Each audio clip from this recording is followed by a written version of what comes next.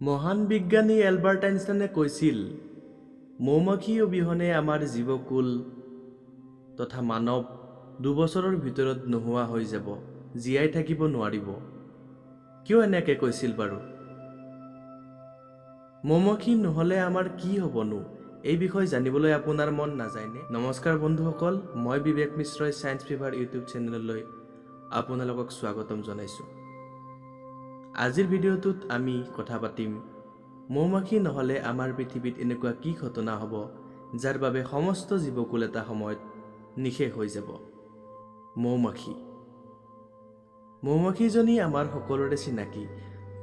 ফুলে ফুলে উৰি মৌ চহি ফুৰা মৌমাখিজনী দেখিলে আমাৰ সকলোৰে মনত ভাল লাগে, নহয়নে? কেতিয়াবা মৌমাখিৰ কামোৰত আমাৰ চকু মুখ ফুলি যায়, তেনেকুৱা ঘটনাও দেখিবলৈ পাওঁ। কিন্তু আমাৰ সমাজত মৌমাখিৰ অৱদান ইমানেই নে? ইণ্টাৰনেটত প্ৰাপ্ত তথ্য অনুসৰি আমাৰ পৃথিৱীত 20,000তকৈও অধিক প্ৰজাতিৰ মৌমাখি আছে। আৰু এই মৌমাখিয়ে ফুলৰ মৌ পান কৰাৰ উপৰিও গোটেই পৃথিৱীবাসীৰ বাবে কৰি আহিছে এক গুৰুত্বপূৰ্ণ কাম। আপুনি হয়তো জানে, মৌমাখিয়ে যেতিয়া ফুলত মৌ পান কৰিবলৈ পৰে, তেতিয়া মৌমাখিয়ে প্ৰতিটো ফুলৰ পৰা পৰাগৰেণু এটাৰ পৰা আনটোলৈ প্ৰবাহিত কৰে, যাৰ ফলতে সম্ভৱপৰ হয় উদ্ভিদৰ প্ৰজনন ক্ৰিয়া। এই প্ৰজনন ক্ৰিয়া অবিহনে উদ্ভিদত কেতিয়াও ফল লগাটো সম্ভৱপৰ নাছিল। গোটেই পৃথিৱীবাসী খাদ্যৰ ওপৰত নিৰ্ভৰশীল, আৰু এই খাদ্য উৎপন্নৰ ক্ষেত্ৰত মৌমাখিৰ অৱদানো অপৰিহাৰ্য। প্ৰাপ্ত তথ্য অনুসাৰে গোটেই পৃথিৱীত সৃষ্টি হোৱা খাদ্য সম্ভাৰৰ 70% মৌমাখিৰ বাবেই সম্ভৱপৰ হয়।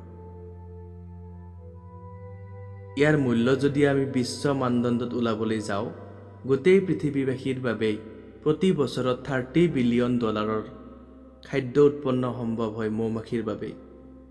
কিমান ডাঙৰ কাম কৰি আহিছে আমাৰ বাবে মৌমাখিয়ে, হয়তো আগতে আমি জনা নাছিলোঁ। এই মৌমাখিয়ে যদি পৃথিৱীৰ পৰা নিশেষ হৈ যায়, বিলুপ্তি হৈ যায়, আপুনি ভাবকচোন আমাৰ কি হ'ব?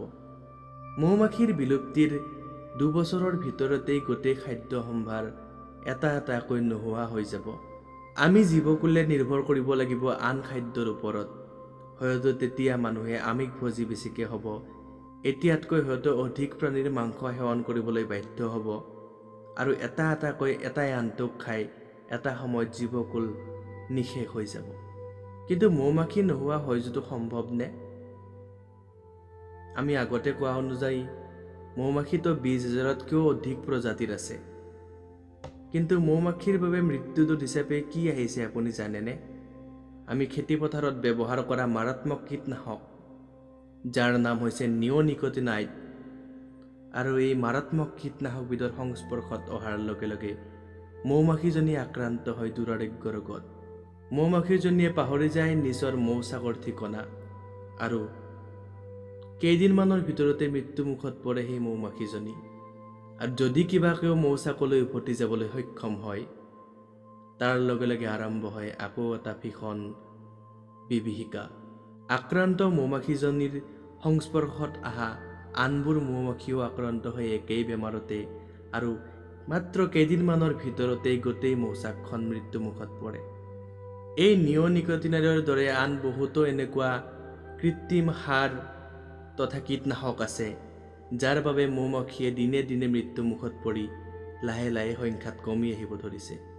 আমি যদি সময় থাকোঁতে সতৰ্ক নহওঁ, কৃত্ৰিম উপাদানৰ ওপৰত নিৰ্ভৰশীল নহয় প্ৰাকৃতিক উপাদানৰ ওপৰত নিৰ্ভৰশীল হওঁ, তেতিয়া হয়তো পৃথিৱীৰ বাবে জীৱনদায়িনী এই মৌমাখিজাক জীয়াই থাকিব। মৌমাখিজনী জীয়াই থাকিলেহে আমি জীয়াই থাকিম। কথাটো আপুনি এবাৰ ভাবি চাব। আজিৰ ভিডিঅ'টোৰ বাবে ইমানখিনিয়ে আছিল। যদি আপোনালোকে এনেকুৱা ছায়েন্স ৰিলেটেড ভিডিঅ' ৰেগুলাৰলি পাই থাকিব খোজে, বা আপোনাৰ মনত জাগি উঠা কৌতূহলৰ বিষয় জানিব খোজে, আমাক কমেণ্ট কৰি জনাব, লগতে আমাৰ চেনেলটো ছাবস্ক্ৰাইব কৰি থৈ দিব। তেনেহ'লে আজিলৈ বাই বাই, থেংক ইউ।